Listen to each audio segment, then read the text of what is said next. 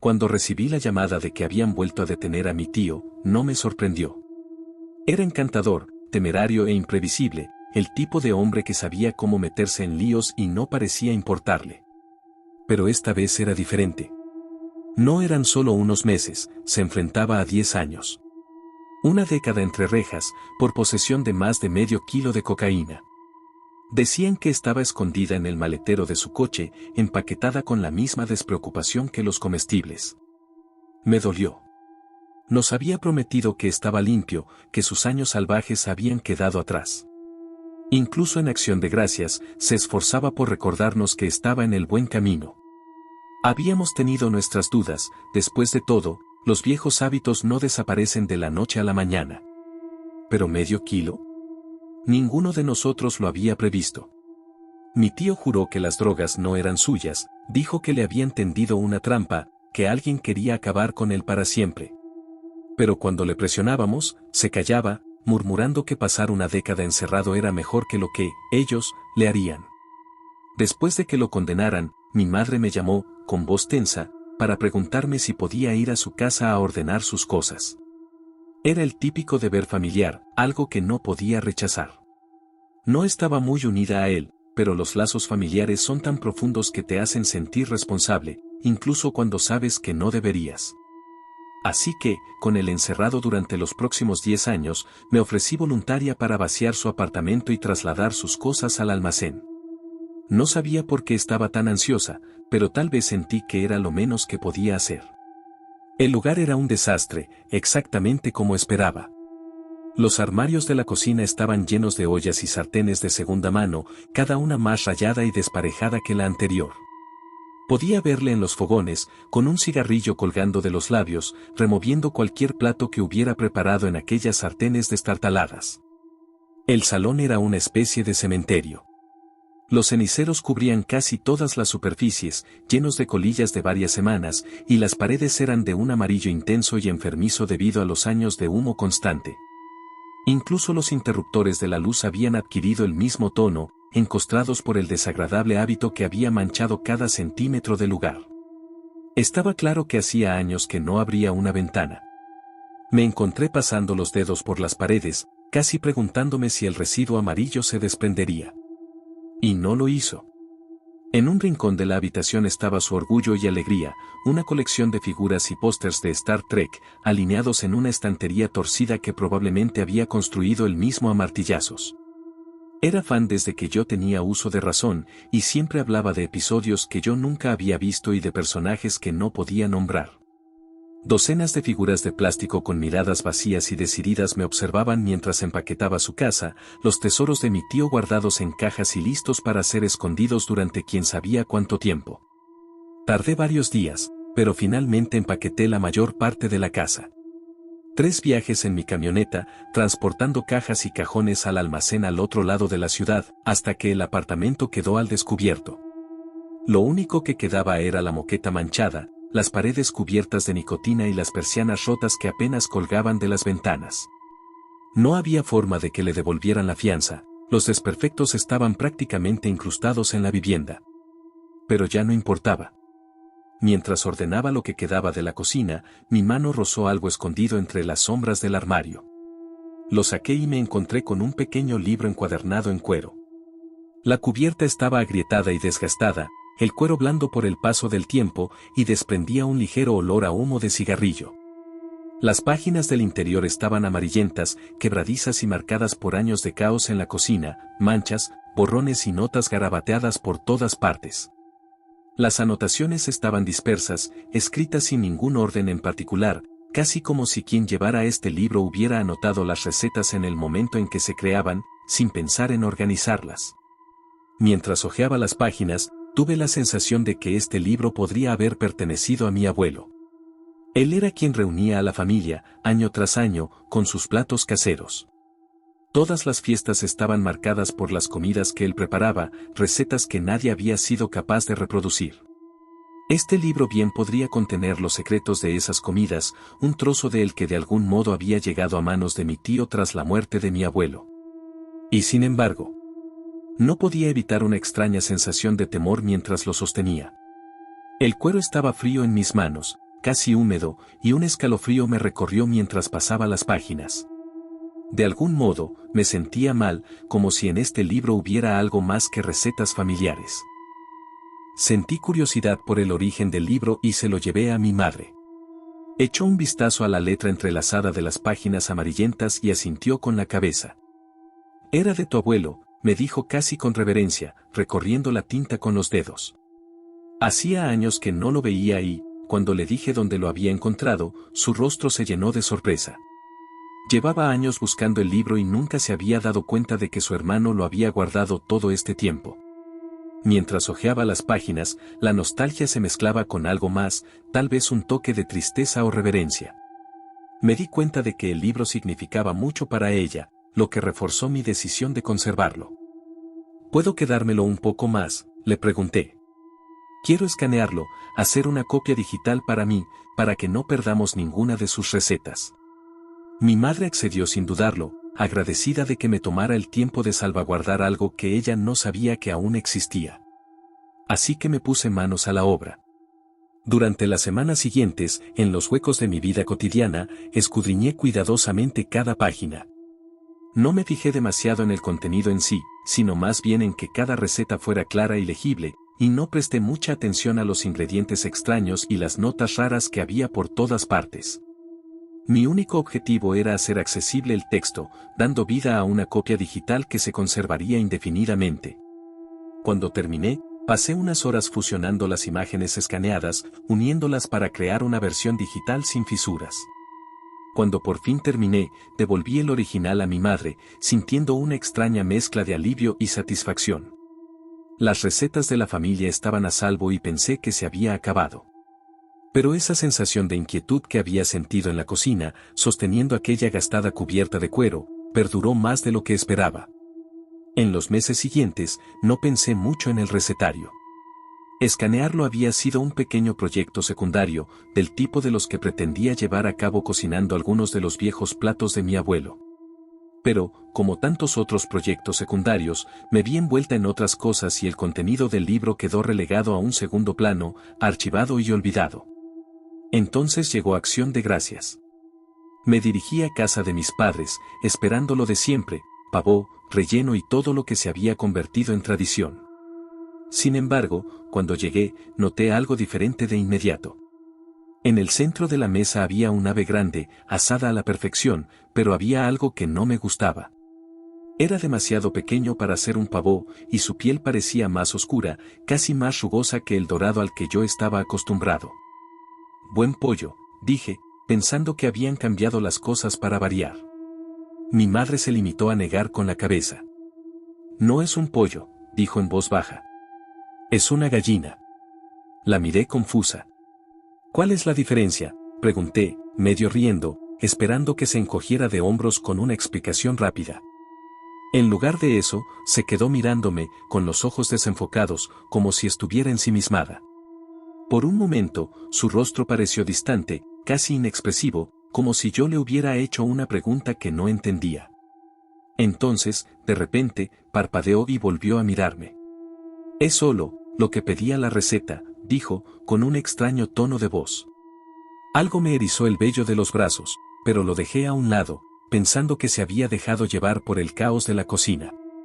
Sin embargo, cuando volví a mirar al pájaro, un pequeño destello de inquietud se apoderó de mí y se instaló en el fondo de mi mente como un picor que no podía rascar. Después de cenar, aparté a mi padre en la cocina mientras mi madre terminaba de recoger la mesa. ¿Qué le pasa a mamá esta noche?, le pregunté en voz baja. Se limitó a encogerse de hombros, quitándole importancia con un gesto de la mano. Ya sabes cómo es tu madre, dijo con una pequeña sonrisa, como si su extraña excitación fuera solo una de esas rarezas. No le dio importancia, ya seguía adelante. Pero no podía dejar de sentir esa rareza. Toda la comida había sido rara. La gallina, diferente a todo lo que habíamos comido antes, estaba bañada en una salsa de olor dulce que parecía tener un ligero toque de nuez, casi enmascarando su tono pálido y ceniciento. El ave yacía sobre un lecho de verduras desconocidas, probablemente algún tipo de guarnición, junto a chiribías y rábanos perfectamente cortados que parecían demasiado ordenados. como si todo tuviera que tener un aspecto determinado. Todo era demasiado elaborado para el estilo habitual de acción de gracias de mi madre. Cuando por fin se sentó, nos dio las gracias con voz suave y reverente. Cuando empezó a cortar la gallina, un extraño destello de excitación iluminó su rostro, algo que yo no estaba acostumbrado a ver. La sirvió y nos observó atentamente mientras dábamos los primeros bocados. No estaba segura de lo que me esperaba, pero cuando me llevé un trozo a la boca, me di cuenta enseguida de que no era el típico plato de acción de gracias. La carne estaba dura, casi fibrosa, y no se deshacía con facilidad, muy lejos del pavo tierno o incluso del pollo al que estaba acostumbrada. Mamá nos miraba a papá y a mí con una especie de alegría ansiosa, como si estuviera esperando a que dijéramos algo. Era inquietante, sus ojos muy abiertos, como si esperara que descubriéramos algún secreto oculto. Cuando por fin le pregunté, ¿por qué estás tan emocionada, mamá?, se limitó a sonreír y su expresión se suavizó. Oh, es que, este libro de cocina que encontraste entre las cosas del abuelo. Es como tener una parte de él aquí con cada comida que hago. Hablaba con una reverencia que hacía tiempo que no oía en su voz, como si estuviera hablando de algo más que de comida. Asentí con la cabeza, tratando de complacerla. Sabe bien, dije, esperando que se calmara. Me ha gustado. Pero en realidad, deseaba que hubiéramos tenido una cena de acción de gracias más familiar. La comida no fue exactamente mala, pero algo sabía un poco mal. No podía poner mi dedo en la llaga, y tal vez no quería. Cuando terminamos, me despedí y me fui a casa, tratando de deshacerme de la sensación de malestar que me quedaba. La cara de mi madre, su emoción, se repetían en mi mente. Y luego estaba la gallina. ¿Por qué una gallina? ¿Por qué la salsa pálida y cenicienta? Había algo casi ritual en la forma en que la había preparado, una extraña precisión que nunca antes había visto en ella. La noche se alargó y las preguntas me corroían, echando raíces que no me dejaban descansar. Cuando llegué a casa, no podía deshacerme de la extraña sensación de la cena. Me senté a la mesa y abrí el archivo escaneado que había guardado en el escritorio hacía meses. La carpeta había estado ahí, sin tocar, y ahora que por fin la tenía abierta, me daba cuenta de por qué lo había pospuesto. La letra era densa e intrincada, casi una especie de caligrafía, cada letra se enroscaba en la siguiente. Las palabras parecían bailar por las páginas en un extraño y caprichoso flujo. Tuve que entrecerrar los ojos e inclinarme más para entender cada línea. Al hojear las recetas, sentí un escalofrío. Tenían nombres inquietantes, de esos que parecen más hechizos antiguos que recetas. Gachas de la última cena de la madre, caldo vinculante de hueso y hoja, pan de brasas de los ancianos, sopa de corazón hueco con cebolla de luto. No estaba segura de si era mi imaginación, pero casi podía sentir una pesadez que se colaba en la habitación, las propias palabras contenían una energía espeluznante. Entonces la encontré, la receta del plato que mi madre había preparado esta noche, ofrenda de los antepasados. El título de la receta tenía la misma caligrafía arremolinada y sentí un nudo en el estómago al leer la descripción. Era una gallina asada al arce con puré de nueces negras y raíces, aunque no se parecía a ninguna receta que hubiera visto antes. Las instrucciones estaban redactadas de un modo extraño, con un estilo que parecía tener siglos de antigüedad. Cada ingrediente se enumeraba con un propósito específico y detallado, como si tuviera algún poder secreto. Mis ojos bajaron hasta la carne. Especificaba una gallina, no cualquier pollo. El cuerpo debe ser el de una madre, decía. Sentí un escalofrío al recordar la extraña insistencia de mi madre en utilizar una gallina, corrigiéndome cuando me refería a ella como pollo. Las instrucciones continuaban, indicando que la gallina debía servirse sobre un lecho de canónigos, un tipo de madreselva, según una rápida búsqueda en Google. Y entonces, al seguir leyendo, un escalofrío me caló hasta los huesos. La receta decía que debía servirse, justo antes de que termine el crepúsculo, cuando el ocaso cede el paso a la noche. Pensé en la cena y en cómo nos habíamos sentado justo cuando la última luz del sol se desvanecía en el horizonte. Pero la instrucción final era la peor parte y, al leerla, se me retorció el estómago de asco. La receta pedía algo a lo que se refería como sal de los antepasados. La nota al pie explicaba que esta sal era una espolvoreada de las cenizas de aquellos que han regresado a la tierra, con la advertencia de usarla con moderación, ya que cada grano recuerda a quien lo ofreció. Volví a sentarme, con un sudor frío recorriéndome la piel al recordar la pálida salsa cenicienta que cubría la gallina, el tenue y dulce aroma que desprendía. Mi mente se puso a pensar en todo lo que eso implicaba. ¿Había utilizado mi madre cenizas en la comida? ¿Había usado las cenizas de mi abuelo? Intenté quitármelo de la cabeza, decirme a mí mismo que no eran más que tonterías del folclore. Pero la imagen de su rostro sonriente mientras nos servía la comida, el brillo de sus ojos, volvieron a mi mente. Sentí que el estómago se me revolvía, que la bilis se me subía a la garganta cuando la horrible idea se hizo más profunda. Unos días más tarde, la inquietud se había vuelto imposible de ignorar. Me dije que probablemente estaba exagerando, que los detalles extraños de la receta no eran más que una extraña tradición familiar que no entendía. Aún así, no podía deshacerme del temor que me invadía cada vez que recordaba aquella comida. Así que decidí llamar a mi madre. Lo planeé todo con cuidado de parecer informal. Lo último que quería era que pensara que la estaba acusando de algo tan descabellado como poner cenizas en nuestra comida. Le pregunté por mi padre, por su jardinería, cualquier cosa para calentarla un poco. Luego le di las gracias por la cena de Acción de Gracias, incluso llegué a decir que era la mejor que habíamos tenido en años. Cuando por fin mencioné el libro de recetas, su voz se iluminó al instante. «Oh, gracias de nuevo por encontrarlo», dijo, sonando realmente complacida.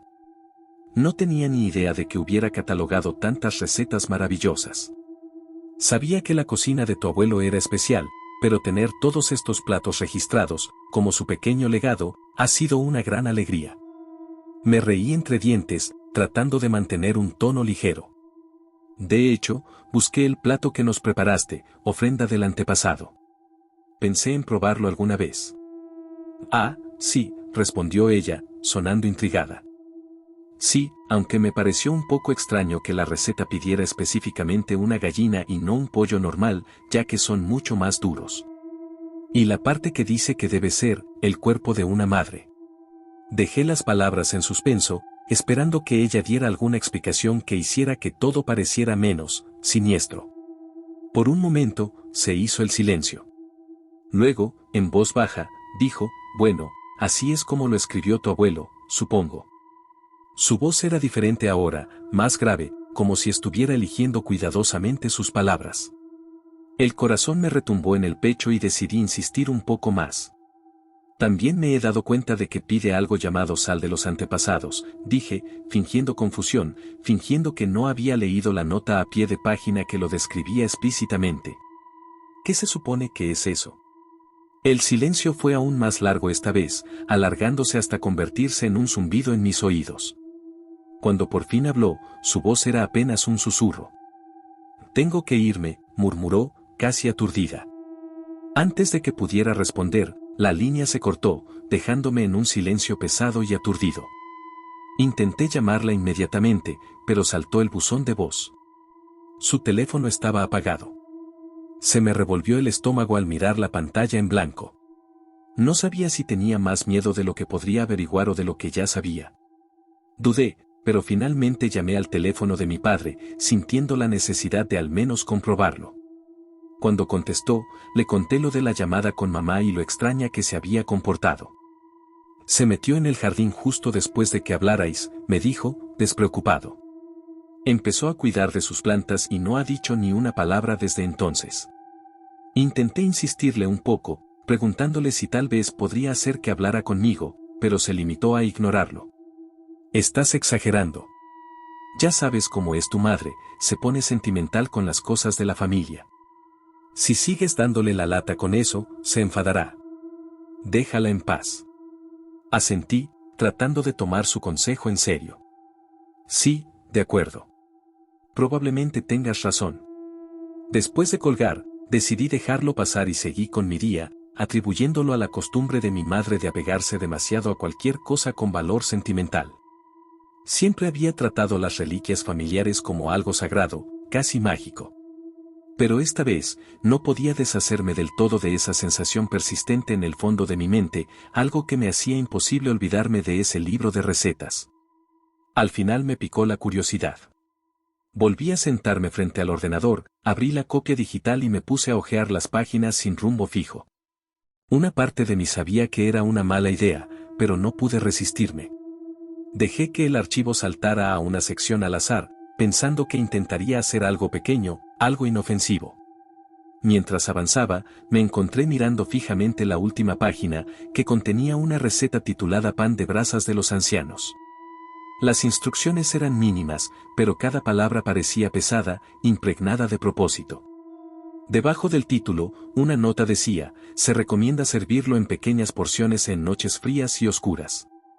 El sabor es mejor disfrutarlo solo, para que las voces del pasado no se queden demasiado tiempo. Sacudí la cabeza, medio divertido, medio aturdido. No eran más que tonterías, me dije, probablemente supersticiones que mi abuelo había aprendido por el camino. Pero algo en todo aquello hizo que el corazón me latiera con más fuerza. Ignorando el creciente escalofrío, imprimí la receta y me la llevé a la cocina. Me la jugaría, pensé. Al fin y al cabo, solo era pan. Eché un vistazo a la lista de ingredientes del pan de brasas de los ancianos y sentí que el tiempo se me escapaba como si hubiera entrado en un extraño trance. La mente se me nublaba, los detalles del proceso se desvanecían en la niebla, pero no podía dejar de moverme. Recogía todo sin pensar realmente en ello, cada paso me llevaba más adentro, como si siguiera un camino antiguo y trillado. Recordé destellos, el dulce aroma de la baya del saúco y la miel, el peso terroso del centeno crudo, el aroma seco y penetrante de la madera quemada hasta convertirse en carbón. En algún momento murmuré algo en voz baja, palabras de agradecimiento a mis antepasados que no había decidido pronunciar conscientemente. El olor de la leche de cabra caliente permanecía en el aire, mezclado con una mantequilla cremosa y espesa que se había ennegrecido a fuego lento. Un leve aroma a ceniza de tejo me llegaba mientras trabajaba, enroscándose en mi nariz como el humo de un fuego invisible. Cuando recobré el sentido, había caído la noche y la cocina estaba en penumbra y en silencio. Y allí, sobre la encimera, estaba el pan, una hogaza oscura y densa, con la corteza ennegrecida y un brillo casi antinatural. Tenía un aspecto rico y húmedo, y mientras lo miraba, una extraña sensación de orgullo se apoderó de mí, antinatural e inquietante, como si una voz en el fondo de mi mente me instara a sentirme satisfecha, insistiendo en que lo había hecho bien. Sin pensarlo realmente, me corté una rebanada y me la llevé al salón, sintiéndome obligada a disfrutar de mi creación. Le di un mordisco y el pan me llenó la boca de un sabor terroso y agridulce, ahumado pero matizado por un sutil dulzor a bayas. Era, inusual, nada que hubiera probado antes, pero extrañamente satisfactorio. Mientras masticaba, una calidez floreció en lo más profundo de mi pecho, extendiéndose a través de mí como el calor constante de una estufa de leña. Era reconfortante, casi íntimo, como si el propio pan me calentara desde dentro. Antes de darme cuenta, me había terminado toda la rebanada. No porque me gustara especialmente, sino porque un extraño sentido de la obligación me había empujado a terminar cada bocado. Cuando dejé el plato, el calor persistía, una pesada presencia se instaló en lo más profundo de mí. Y en el silencio que siguió, podría jurar que sentí un latido débil y rítmico, un latido, firme y antiguo, que latía débilmente bajo mi piel. Durante las semanas siguientes, me sentí atraída por el pan de brasas de los ancianos más a menudo de lo que pretendía. Me encontraba en la cocina, cuchillo en mano, cortando un trozo grueso de la hogaza antes de darme cuenta de que me había levantado para hacerlo. Era instintivo, casi como si un impulso silencioso me guiara de nuevo a ello en esas noches tranquilas y tardías. Cada vez que le daba un bocado, ese mismo calor profundo se hinchaba en mi interior, irradiando hacia el exterior como las brasas de un fuego constante.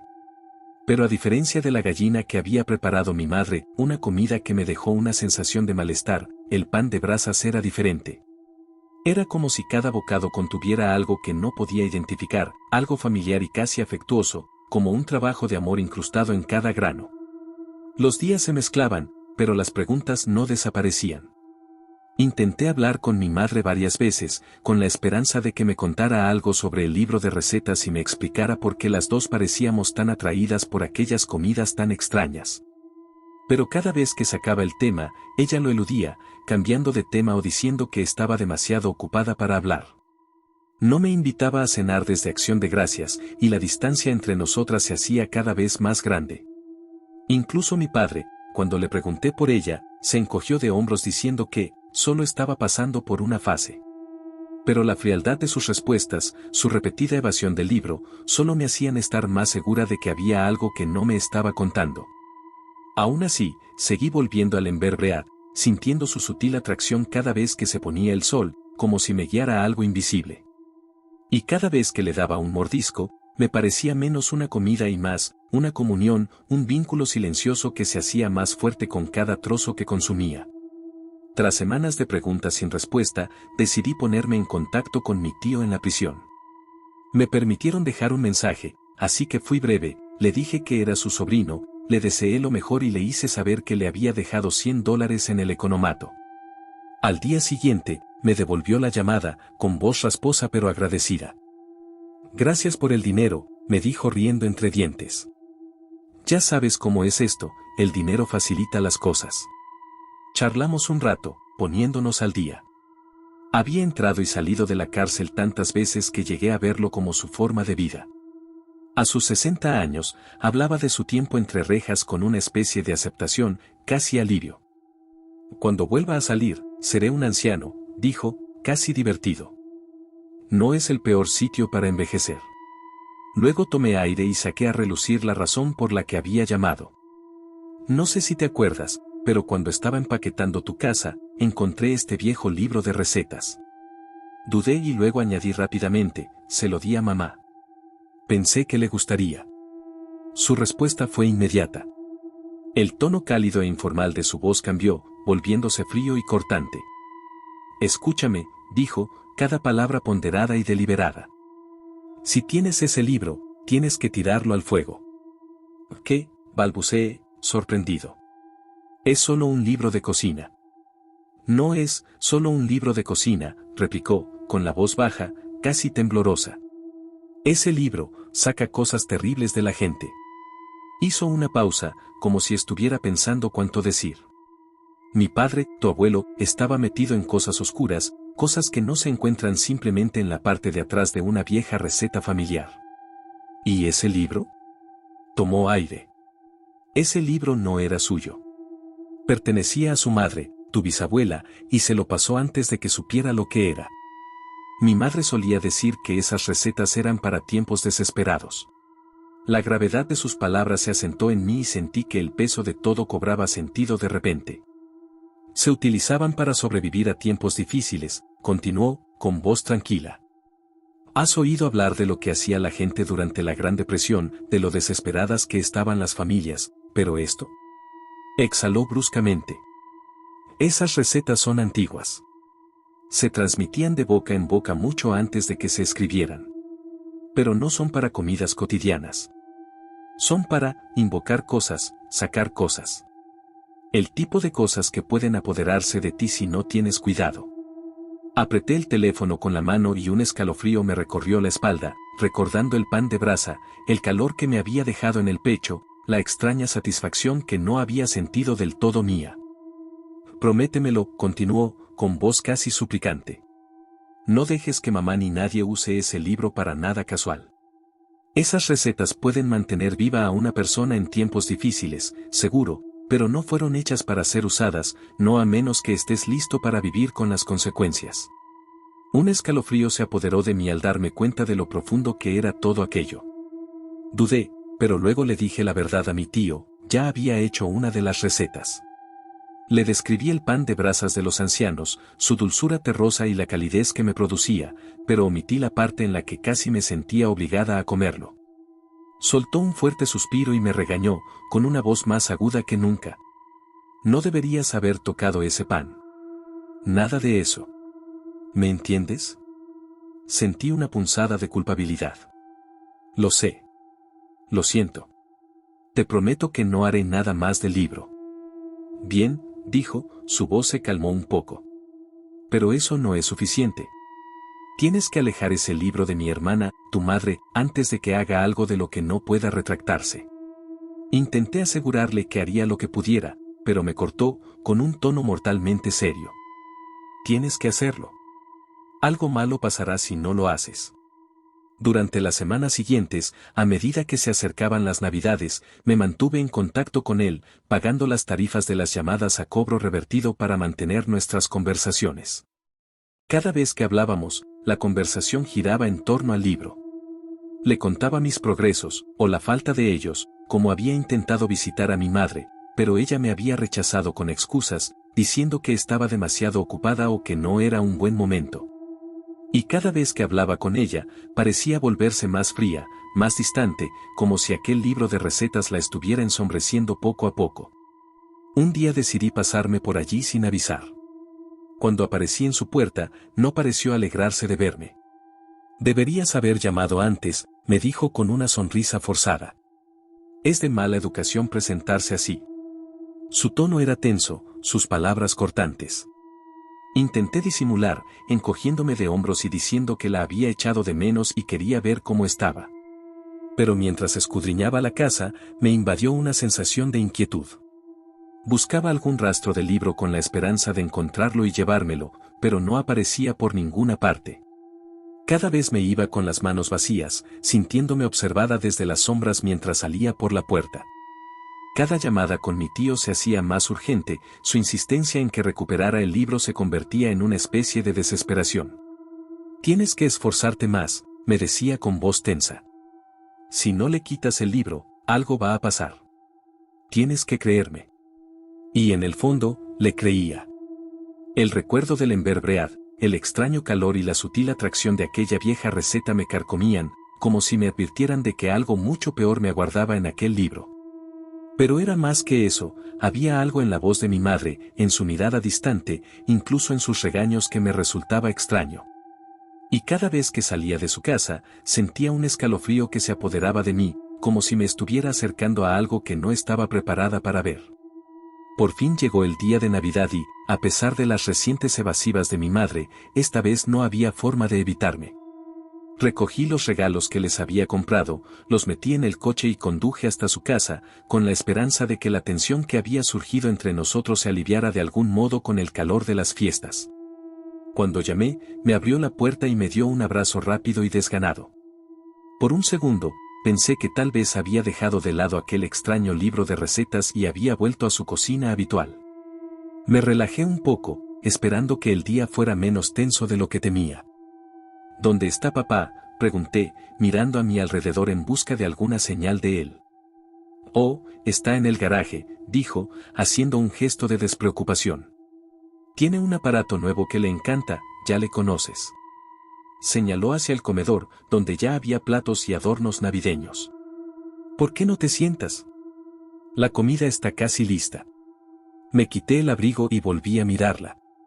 Ya estaba de espaldas, ocupándose de los últimos retoques de la mesa, y no pude evitar sentir una punzada de incomodidad. Sus movimientos eran rígidos, casi mecánicos, y notaba que le faltaba el calor familiar. Era como si estuviera allí, pero de algún modo, ausente. Como no quería desobedecer a mi madre en Navidad, coloqué mis regalos con los demás bajo el árbol y me senté a la mesa. El plato que tenía delante estaba pulido y esperando, con un tenedor y un cuchillo de plata perfectamente alineados a cada lado, pero su vacío me dejó un inquietante hueco en el estómago. «Voy a buscar a papá», grité, mirando hacia el pasillo que conducía al garaje. Normalmente era el primero en saludarme, sobre todo en vacaciones. El silencio de él era desagradable. «Vendrá cuando esté listo», contestó mi madre con la voz desde la cocina. «Ha desayunado mucho, así que puede venir más tarde. Vamos a empezar». Había algo en su respuesta que no me cuadraba. No era propio de mi padre saltarse una comida de Navidad, por ningún motivo. Me asaltó un pequeño e insistente pensamiento, tal vez fuera otra vez el libro, que lo ensombrecía todo en mi mente, pero no podía evitar la sensación de que algo iba mal. «Iré a saludarle», dije levantándome de la mesa. Antes de que hubiera dado un paso, ella entró en el comedor, llevando un gran jamón en una ornamentada bandeja de plata. La carne era oscura y brillante, casi ennegrecida, el glaseado, espeso y rico, cubría cada corte entrecruzado que había hecho en la piel. El hueso sobresalía del centro, pálido sobre la carne carbonizada. Siéntate, dijo, con una voz extrañamente severa, un toque de irritación que se deslizaba a través de su habitual calidez festiva. Es una comida especial. Deberíamos disfrutarla juntos. Me detuve, mirando de ella a la puerta cerrada del garaje, las palabras, comida especial, repitiéndose en mi cabeza, haciendo saltar las alarmas. Aún así, me mantuve firme, con el estómago revuelto. Solo quiero ver a papá, eso es todo. Ni siquiera lo he saludado. Su cara se tensó, su agarre se apretó alrededor de la bandeja mientras su voz se alzaba. Siéntate y disfruta de la comida conmigo. Las palabras flotaban en el aire, pesadas e inflexibles, como una orden que yo debía seguir sin rechistar. Pero no podía evitar la sensación de que algo terrible se escondía bajo la superficie de su insistencia. No, espeté, con la voz resonando en el comedor. Ya estoy harta, mamá. Has estado obsesionada con ese maldito libro de recetas, y ya estoy harta. El corazón me latía con fuerza mientras la miraba, con mis palabras flotando en el silencio, pero no me eché atrás. Voy al garaje a buscar a papá. Vamos a poner fin a esto ahora mismo. Su cara se contorsionó, la desesperación brotaba de sus ojos. Por favor, siéntate, suplicó, con la voz entrecortada mientras miraba el plato sin tocar que tenía delante. Comamos juntos. Es importante. Di un paso hacia el garaje, decidido a traer a mi padre aquí, a hacerle ver hasta dónde había llegado. Ese libro se le había metido demasiado en la cabeza. Chilló y se arrojó delante de la puerta, con los brazos extendidos como si quisiera bloquearme el paso. Tenía la cara enrojecida y la voz frenética. No entres ahí. Por favor, siéntate. Disfruta de la comida, saboréala, me suplicó, con las manos temblorosas, prácticamente suplicantes. Había una desesperación en su voz que parecía miedo, no solo de mí, sino de lo que había al otro lado de la puerta. Mamá, te estás volviendo loca. Tenemos que hablar y yo tengo que ver a papá. Intenté empujarla, pero se mantuvo firme, su cuerpo era una barrera fina y temblorosa. Por favor, susurró con voz débil y desesperada. No lo entiendes. No le molestes. Papá, grité, alzando la voz por encima de sus súplicas. Al principio respondió el silencio, seguido de un sonido sordo, un gemido bajo y gutural, espeso y antinatural, que surgía del otro lado de la puerta. Me quedé helada y se me heló la sangre cuando el sonido se convirtió en un horrible gorgoteo húmedo. La cara de mi madre se puso blanca y sus ojos se abrieron de par en par al darse cuenta de que le había oído. Sentí una oleada de adrenalina y, antes de que pudiera reaccionar, la aparté de un empujón y abrí la puerta de un tirón. La imagen que vi se grabaría en mi memoria para siempre. Entré en el garaje y me quedé helada, con el estómago revuelto ante la escena que tenía delante. Mi padre yacía tendido sobre el banco de trabajo, con el rostro pálido y sudoroso. Tenía la pierna derecha atada con un cinturón justo por encima del muslo, un torniquete improvisado que intentaba detener el flujo de sangre. Una funda de almohada envolvía la carne en carne viva donde le habían seccionado la pierna y la sangre se acumulaba en el suelo de cemento, brillando bajo la fría luz fluorescente. Levantó la cabeza débilmente, con los ojos vidriosos y desenfocados. Su boca se movió, tratando de formar palabras, una ronca apenas audible escapando mientras luchaba por hablar. Ayúdame. No perdí ni un segundo. Saqué el teléfono y marqué el 911. Me temblaban tanto los dedos que me costaba pulsar los botones correctos. Los gritos agudos de mi madre estallaron detrás de mí mientras se abalanzaba sobre el garaje, con las manos arañando el aire, suplicando. Por favor. Por favor. Siéntate, come conmigo, gritaba con voz aguda y frenética. Tenía la cara torcida por la desesperación y le corrían las lágrimas por las mejillas. Pero no la escuché. No podía.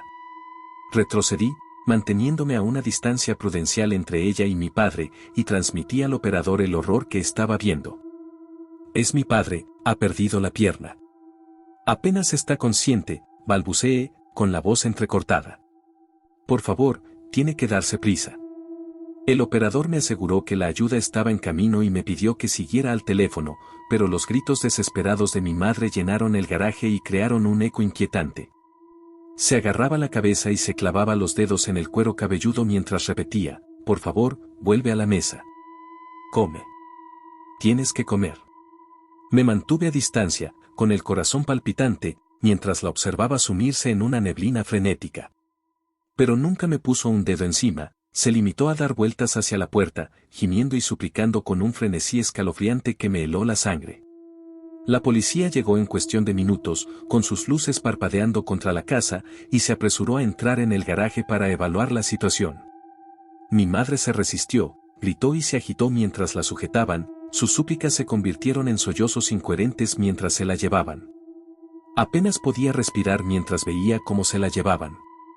Su voz era un lamento inquietante que resonaba en el camino de entrada, suplicándome que volviera y me reuniera con ella en la mesa. Los paramédicos entraron corriendo y empezaron a atender a mi padre, estabilizándolo rápidamente y cargándolo en una camilla. Lo seguí fuera, aturdida por el shock, apenas capaz de procesar la escena que se había desarrollado. En el gélido aire de diciembre, mi mente daba vueltas, repasando sus escalofriantes palabras y la horrible imagen del garaje. Aquellas navidades, el calor de la familia y la familiaridad se habían convertido en algo que apenas podía comprender, transformado en una pesadilla que nunca olvidaría. Me quedé al lado de mi padre todos los días en el hospital, velando por él mientras recuperaba lentamente las fuerzas. Los días buenos, cuando los analgésicos hacían efecto y su mente estaba más despejada, me contaba todo lo que recordaba del último mes con mi madre. Desde Acción de Gracias, ella le preparaba comidas extrañas y elaboradas todas las noches y le insistía en que las probara. Al principio, pensó que era una nueva tradición navideña, una forma de honrar las recetas del abuelo, pero a medida que los platos se volvían más inusuales, más inquietantes, se dio cuenta de que algo iba muy mal.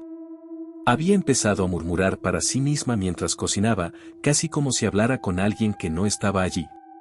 Al final, dejó de comer en casa y se escapaba a comer a restaurantes cercanos, buscando cualquier excusa para evitar su comida. Incluso admitió que la mañana de Navidad, cuando intentó marcharse, ella le había puesto droga en el café. Todo se volvió confuso después de aquello, y lo siguiente que recordaba era despertarse con dolor y el horror de lo que ella le había hecho en la pierna. Hablamos del libro de recetas en voz baja, y ambos llegamos a la misma terrible conclusión: el libro la había cambiado. Al principio, mi padre dudaba en creer algo tan siniestro, pero los recuerdos de su frenética insistencia, la mirada de sus ojos, le hicieron estar seguro. De algún modo, de alguna manera oscura y retorcida, el libro la había cautivado. En Nochevieja le dieron el alta. Le prometí que me quedaría con él mientras se recuperaba, con mi propia culpa por el papel que había desempeñado involuntariamente.